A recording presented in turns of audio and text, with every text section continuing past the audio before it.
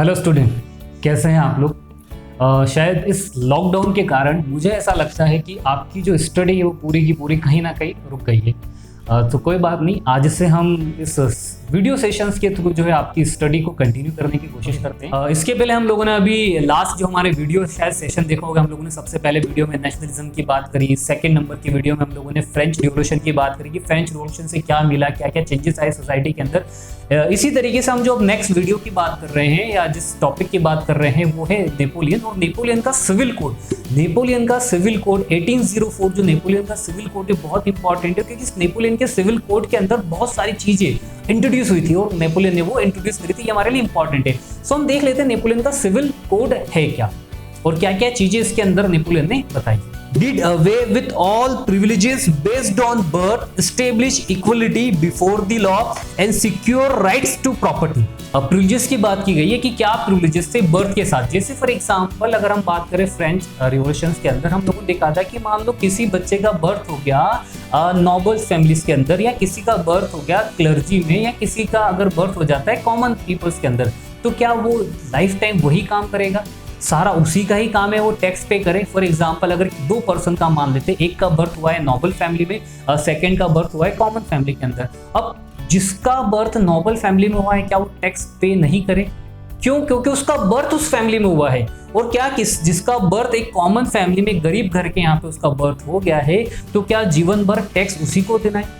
मतलब ये प्रिविलेजेस कैसे है? ये privileges on the basis of birth दिए जा रहे हैं। मतलब जन्म लेते ही उसको बेनिफिट मिल गया, एक प्रिविलेजेस मिल गया कि आपको ये काम करना है और इसको ये काम नहीं करना है। तो इस तरीके से जितने भी प्रिविलेजेस थे वो सारे प्रिविलेजेस को क्या करा नेपोलियन ने? हटा दिया गया। अगर नहीं हटाता तो शायद सोसाइटी में इक्वलिटी नहीं आ सकती। सोचो ना जरा, हर बार क्या गरीब आदमी जो कॉमन पीपल है वही टैक्स पे करेगा क्या? फ्रांस के अंदर यही हो रहा था। 90% जो टैक्स पे कर रहा था वो कौन कर रहे थे? वो 90% टैक्स गरीब पीपल ही पे कर रहे थे। बाकी जिनकी पॉपुलेशन बहुत कम है या जिनके पास पैसा है वो लोग टैक्स पे नहीं कर रहे थे। तो ये सबसे बड़ा एक चेंजेस था जो नेपोलियन के सिविल कोड के अंदर इंट्रोड्यूस किया गया था। इंपॉर्टेंट टॉपिक एग्जाम में पूछा जाता है तो इसको बिल्कुल भी केयरलेसली ना पढ़े। नेपोलियन का सिविल कोड बहुत इंपॉर्टेंट है। सेकंड चेंजेस क्या करा नेपोलियन ने सिविल कोड में, हम देख लेते हैं। जो सोसाइटी के अंदर एग्जिस्ट हो गया था, secure the rights to property. अब सिक्योर द राइट, सिक्योर मतलब क्या? जो प्रॉपर्टीज का राइट्स इसको सिक्योर कर देगा। आप सोचा ना जरा, किसी की प्रॉपर्टीज है, मान लो अभी आपका घर है और कल से गवर्नमेंट आती है कि हमको यहाँ से रोड बनाना है या आपके किचन में से रोड निकाल देगी, तो क्या सही है?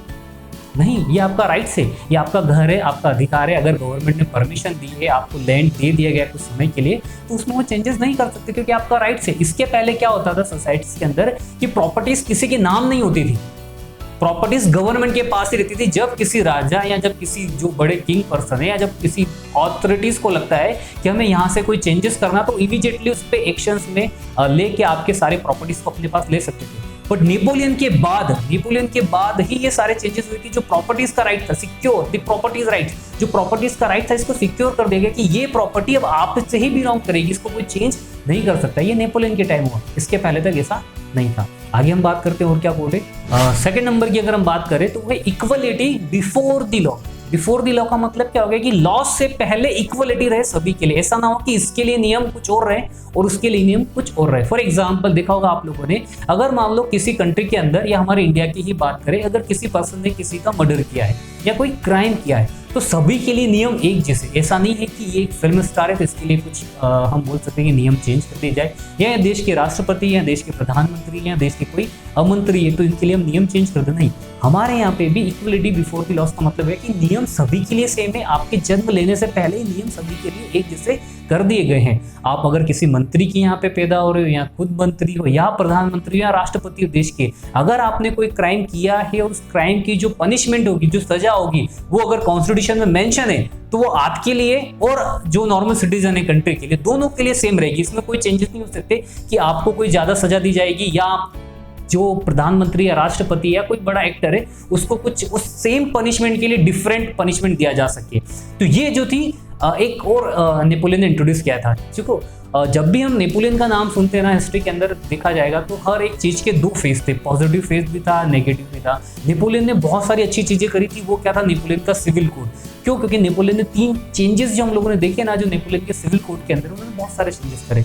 और जैसे ही हम आगे बढ़ते हैं तो नेपोलियन के कुछ प्रॉब्लम भी क्रिएट हो गई। हर एक सिक्के के दो फेज होते हैं, कुछ अच्छा भी रहता है और कुछ बुरा भी लगता है। जैसे फॉर एग्जांपल लॉकडाउन की बात करें तो लॉकडाउन की कुछ अच्छी भी चीज़ थी। क्या अच्छी चीज़ होगी? शायद आप बोलो कि सर दिन भर घर पे है, स्टडी करना ही करना है, आराम से खेलना है, घर पे कोई बोलने वाला नहीं है, जो करना है वो आप कर सकते हो। बट इसका एक नेगेटिव फेज भी ये था कि दिन भर घर पे बैठ के करें तो क्या करें। स्टार्टिंग में आपको लगा होगा अच्छा 2 दिन 4 दिन 5 दिन आप लोगों ने टीवी देखी होगी, मोबाइल चलाए होगी, गेम खेले होंगे, टिकटॉक भी बनाए होंगे, सारी चीज़ें करोगे। बट उसके बाद क्या? उसके बाद आपको वापस वही आपके स्कूल, वही कोचिंग, वही फ्रेंड्स की याद आई होगी।